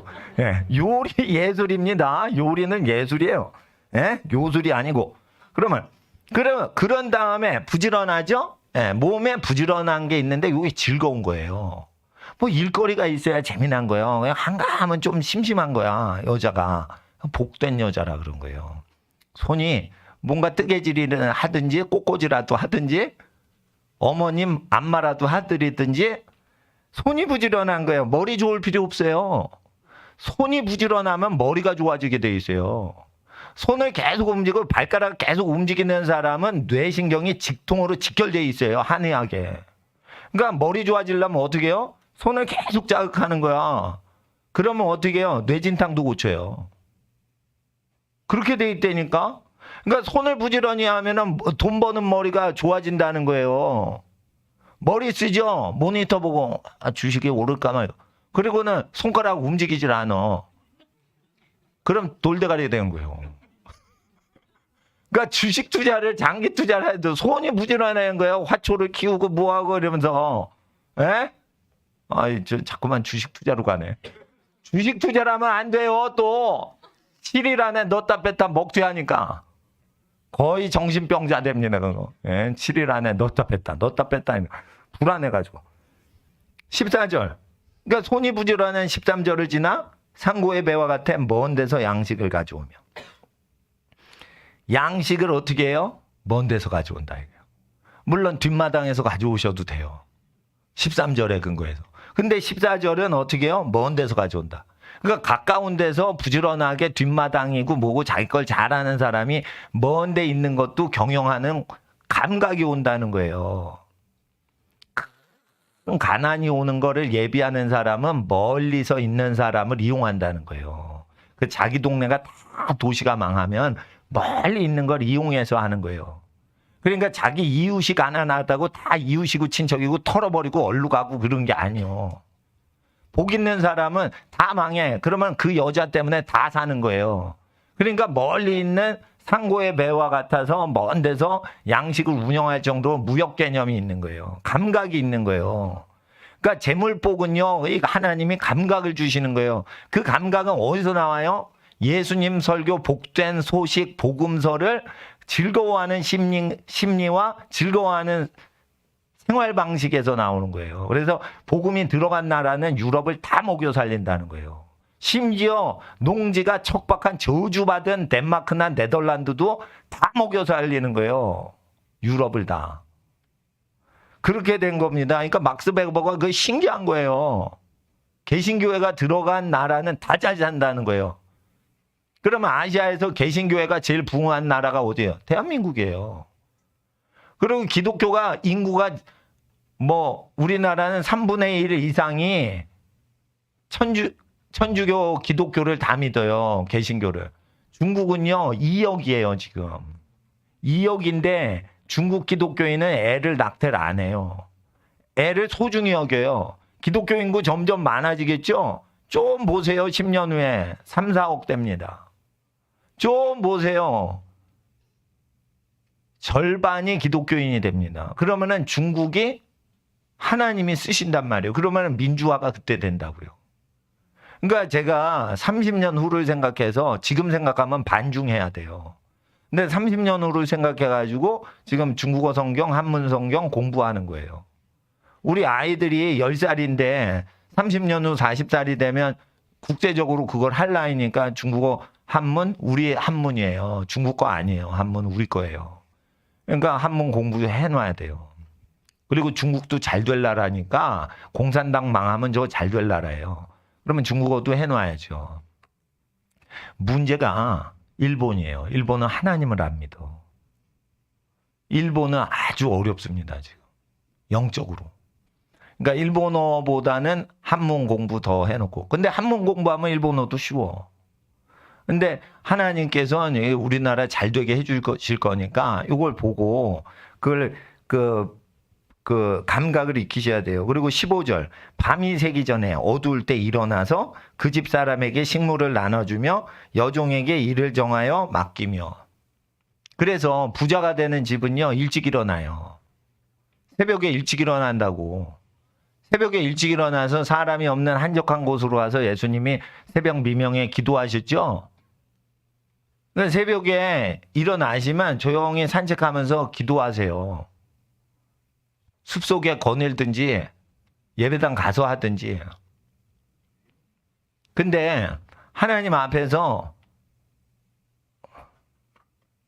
늦게 자서 늦게 일어나는 것도 아니고 일찍 자도 늦게 일어나는 인간들이 있어. 일찍. 저녁 9시에 자도 아침 9시에 일어나. 능력 받아서 12시간 쉬지 않고 잠자는데. 그러면 안 된다 이거예요. 9시에 자서 3시에 일어나는 거예요. 중년은 잠이 쭌다니까? 그 9시에 딱 주무시잖아. 일을 많이 하면 9시에 잠이 스르르 오신다니까? 여러분 9시 넘었는데 지금 눈 뜨고 계시면 이거 초자연적 현상이에요. 9시에 주무셨죠? 그러면은 3시에 뜨는 사람이 있고요. 10시에 주무시죠? 그럼 4시에 눈이 떠져요. 6시간 자고. 그리고 낮잠을 살짝 30분에서 1시간 자주시는 게 더 나아요. 낮잠을 30분 자는 게 밤잠을 1-2시간 자는 거 이상으로 피로를 풀어줘요. 그러니까 점심 때 살짝 드시고 주무시는 게 아니라 점심 때 살짝 자고 나서 일어나가지고 점심 딱 먹고 그리고 쉬는 시간으로 하는 게 낫지 점심 때 수다 떠는 게 안 좋은 거예요. 밥 먹고 어떻게 20분 만에 밥 먹고 40분 동안 막 수다 떨죠. 그게 안 좋은 거예요. 예. 그래서 그렇게 해가지고 해도 되고 일찍 출근해가지고 문 열고 들어가가지고 기도하고 성경책 읽고 그날을 하나님께 기도하는 거예요. 회사에서. 그래서 이 회사가 잘 되게 해주세요. 그러면 회사에 대한 계시가 제일 일찍 출근한 사람한테 계시가 임해요.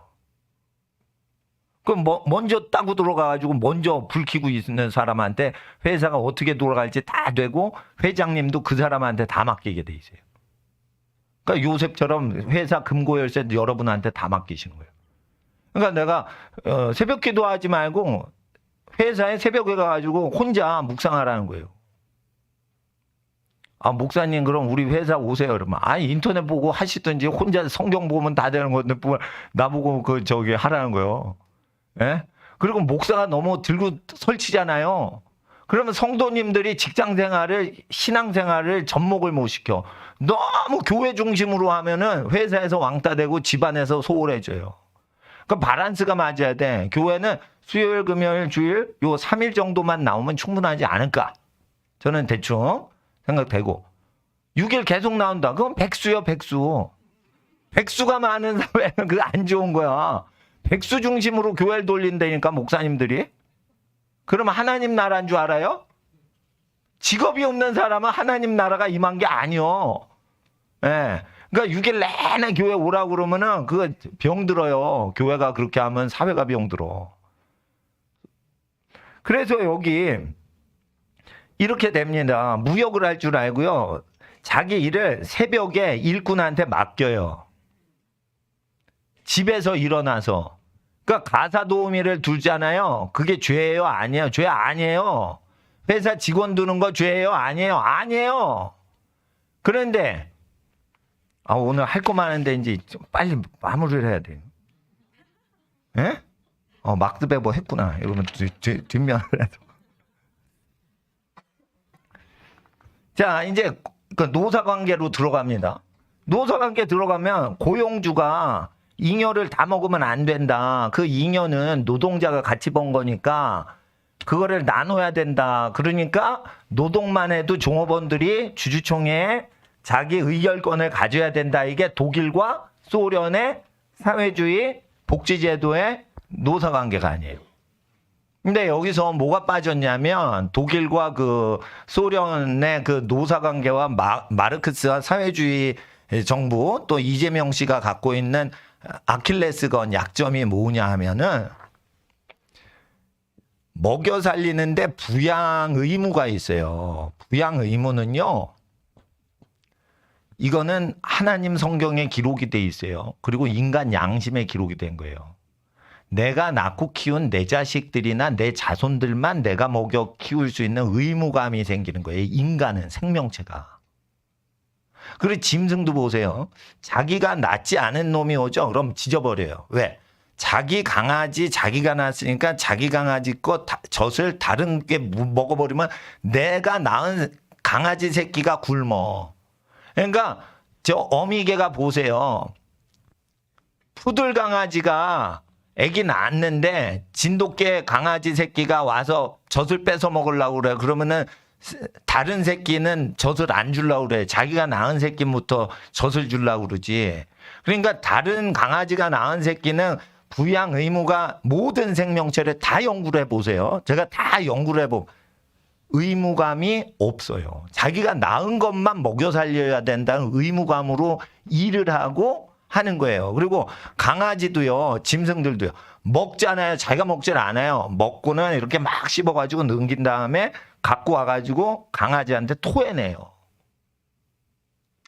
그러니까 젖이 안 나오면 걔가 젖 대신 어떻게 이유식을 만드는 거야. 뭐 뒤져가지고 막 음식을 쓰레기통에서 뒤져서 씹어서 액체로 만든 다음에 그거를 젖이 안 나오니까 어떻게 토해내. 웩 하고 토해내서 자기 애기 새끼 강아지가 그걸 그 죽같이 된 걸 핥아 먹게 해서 살린단 말이에요. 근데 다른 강아지가 오면 그 짓 해? 안 해? 안 해. 그냥 잠자 그냥. 모든 거는 생육하고 번성한 자기 새끼 대상으로만 의무감이 오는 거예요. 왜 그런 줄 아세요? 하나님이 다른 집안 사람은 네가 먹여 살리고 한 달 생활비 줄 의무가 없다라고 얘기하고 계시는 거예요. 그러니까 하나님의 양심의 소리를 못 느끼니까 김씨가 최씨 사장님한테 가서 나를 먹여 살려 달래니까 내가 노조원이라니까 당신 이렇게 되는 거예요. 그러면은 자기가 그냥 사업하면 되지.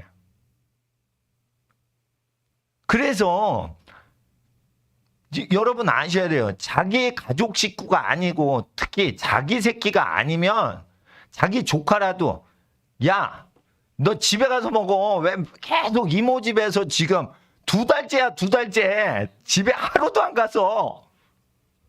그러니까 여러분 이모가 고모가 조카 키우는 것도 근데 방학 때는 놀러 왔어. 시골 이모 집에. 근데 학기가 시작됐는데 학교도 안 가고 서울집 안 가고 계속 시골 이모 집에 있어. 그러면 야, 너 집에 가 빨리. 너 집에 가 이 자식아. 친조카라도 그 소리 나오는 거예요. 에? 부양 의무는 자기 배에서 나온 애기만 먹이고 싶고 자기 씨로 태어난 자식만 남자들이 먹이고 싶어 하는 게 모든 새, 짐승, 인간, 강아지, 고양이 다 그런 거예요. 그런 겁니다. 예. 고양이는 자식 애정이 강아지보단 적지만 그래도 그 부모 자식 간의 그 의무감은 똑같은 거예요. 이것이 노조법에 없다는 거예요. 그러니까 법이 자연법을 카바링을 못하면 그건 그 구멍이 나 있는 거예요. 노조법이. 저 지도해 주신 서강대 경영학과 그 교수님이 저 하버드대 졸업하신 분이에요. 연구소 소장님이, 학장님이. 하버드에서 학위 받으셨었는데 그 노사 운동하는데 우리나라 노동법률 다 알고 그래가지고 그 1990년대 초인데 그때 롯데월드 잠실에서 처음 개장을 했을 때예요. 얼마 안 됐어. 아주 롯데월드 그 놀이터에 있는 저기 그 직원들이 와가지고 그 노사법을 배우고 그러시더라고. 막 무료 강의도 해주시고 그래요. 카톨릭이니까 1980년대, 90년대는 종업원들 가난하면은 도와주고 그런 일 많이 할 때 서강대 교수님, 경영학과 교수님들이 그거 많이 도와줬거든요. 근데 난 조교니까 난 장학금 받고 차비 얻어가지고 대학원 다녀야 되니까 난 조교를 거기에 했단 말이에요. 거기 자리가 나서 교수님이 시켜줘서 자리가. 나는 그 노사 문제 관리하는 거를 내가 지원한 건 아니지만 거기 연구소가 그 산업문제연구소니까 그거 했단 말이에요. 근데 그런 법 자체가 자연법을 카바링을 못 한다니까. 그러니까 아무리 노사법을 발전시키고 그래도 가정이 허술하잖아요. 가정 경제가 삐끗하잖아요. 그러면 사회기관이나 기업이나 정부가 그걸 카바링을 해줘 못 해줘. 못하는 거예요. 못하는 거. 대통령 보고 먹여 살려달라고 그러는 거예요. 그러니까 이재명이가 내가 먹여 살려주겠다 이러면서 자기가 경제대통령이니까 자기가 먹여 살려주겠다는 거예요. 넘어가시면 안 돼. 속아 넘어가시면 안 돼. 자기 친형한테 벨소리를 다 하고 자기 형수한테 쌍짓거리 하는데 그거를 국민을 먹여 살려줘요? 자기 새끼밖에 없는 거예요. 그리고 자기 자식이 도박에 미쳤고 뭐에 미쳤고 완전 환자돼? 나하고 이름이 비슷한 것 같아. 아니 근데 그런 놈은 아니 감옥에 쳐넣어야지. 근데 뭐 또 자기 자식은 사랑하고 자기 친형은 사랑 안 하고 그거 이상한 겁니다. 예? 악인도 자기 새끼에 대해서는 그렇게 챙긴다 이거요. 근데 남의 새끼에 대해서 그 챙겨야 챙기지 않아. 안 챙기잖아. 근데 남의 새끼 안 챙겨도 자기 새끼는 챙겨야 되는 거예요. 근데 왜 남의 집에 가가지고 예? 금속료도 뚜뎌 패고 그건 난리쳐요. 그러니까 GM 공장 철수해서 미국으로 가버리잖아. GM 공장이 그 미국 회사예요. 그러면 디트로이트에 굶어 죽는 미국 시민들이 많은데 그 사람한테 일자리 주지 왜 군산에 있는 사람한테 일자리 줘. 디트로이트에 흑인들 가난한 사람 많은데 자기 나라 사람 일자리 주지. 디트로이트에는 이슬람이 많아도요. 그 디트로이트에는 미국 시민권자가 많아요. 그럼 디트로이트에 하지 못 들어고 군산에요. 계속 임금 인상 압박 주는데.